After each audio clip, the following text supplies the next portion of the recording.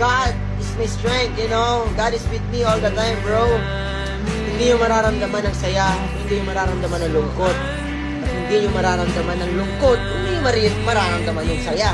Vice versa. Kaya nga meron tayong evil and good. Kaya meron din tayong heaven and hell. Diba talaga guys, promise guys, iyak pangit ka talaga. And Lord, thank you Lord. I know, yung iyak na yun bro is very helpful. Sabi ko naman sa inyo, okay lang naman na umiyak. It's okay to cry. It's okay to grieve. Si Jesus nga umiyak eh. Tayo pa kaya tao lang. I don't know guys. Ang dami lang pinaparealize sa akin ni Lord ngayon. And thank God, kahit masakit, at least nare-realize ko kung ano yung totoo at ano yung tama. Tanggapin nyo. It's okay to ask. It's okay to question about Him. But accept the answer.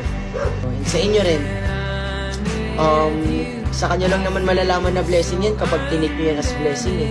Kasi yung iba, sinasabi nila, walang blessing na nangyari sa araw nila, pero hindi nila alam. Blessing na yung nagising sila sa umaga, blessing na yung nakakatulog sila, blessing na yung nakakain sila, blessing na yung pamilya, kaibigan na nakapaligid sa kanila. Alam mo yun? Sa kanya lang naman malalaman na blessing isang bagay kung iti-take nila as blessing. Kasi, ewan, everything is a blessing bro. Everything is a blessing, everything is a blessing. Nasa sa inyo na lang yun. Kaya guys, huwag nyo sabihin na parang walang nangyari maganda sa buhay nyo ngayon, sa araw nyo ngayon, parang walang nangyaring blessing sa araw nyo ngayon. Hindi pa ba sapat yung hindi pa ba sapat yung nakakapag-aral ka, nakakakain ka, may pamilya ka, nakakatulog ka, komportable ka, wala kang sakit, di ba? Pero hindi ko naman sinasabi na hindi blessed yung mga taong hindi nararanasan yon. Like kunyari, yung mga taong may sakit, hindi ko naman sinasabing hindi sila blessed.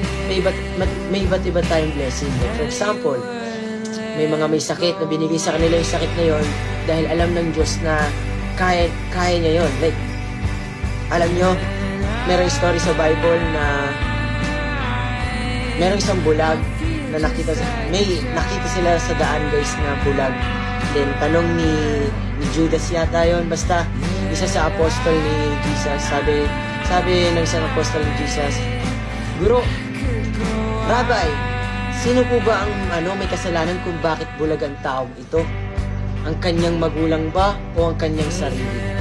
Sabi ni Lord, kapag nagpapahinga tayo, ibig sabihin nagtitiwala tayo na, alam niyo yun, kahit nagpapahinga tayo, alam natin na si Lord na yung bahala sa atin, si Lord na yung bahala sa future natin, si Lord na yung bahala sa kinabukasan natin. Di ba sabi nga niya, do not worry about tomorrow, di ba? Huwag kang matakot or huwag kang mag-alala sa kung ano man yung problema mo para sa kinabukasan. Sapat na yung suliranin mo ngayon. Sapat na yan bro, sapat na yan. Kaya guys, kung napapagod kayo, magpahinga lang kayo. Paano magpahinga? Magpahinga kayo sa kanya, men. Like, seryoso, guys. Ako, yes, physically, galaw ako ng galaw, pero may pahinga ako. Si Lord yon. And sabi nga niya, di ba, come to me, you weary and heavy laden, and I will give you rest. Man, promise, guys, iba yung pahinga sa kanya. Like, fam. Like, guys, pag uwi ko kanina, men, iyak ako ng iyak, men. Pero hindi ko kinakahiya yun. Like, gusto kong i-share yun para lang, alam niyo yun, masabi sa inyo na hindi kayo nag-iisa na nandyan si God para sa inyo. Na hindi ko kakahiya yun, guys. Kanina, kaya halata, ewan ko kung halata ba sa mata ko. Pero, men, iba lang talaga si Lord gumalaw, iba lang talaga si Lord mag-miracle. Kung alam niyo lang off-cam, kung gano'n nakapagod kayo sa physical body ko. But, you know, take a rest, guys. Magpahinga ka! Ano ka ba? Magpahinga ka! Alam nyo, do you know, guys, alam nyo ba, kapag nagpapahinga tayo, ibig sabihin, nagtitiwala tayo. Kasi, yung iba, kunyari ako, huwag na tayo mag-sample ng iba. Ako na lang. Dati, guys, kapag nagpapahinga ako, nagwo-worry ako. Like, paano to? Puro na lang ako pahinga buong araw. Ano mo yun? Kumbaga, wala akong ginawa buong araw. Kumbaga, syempre, pangit naman yung wala ka talagang gagawin buong araw. Like, alam mo yon, sinadya mo lang talagang maging tamad. Pangit naman talaga yon. Pero, hindi naman okay yung araw-araw ka gano'n. Like, it's okay to rest, guys. It's okay to rest. Kailangan nyo ng rest.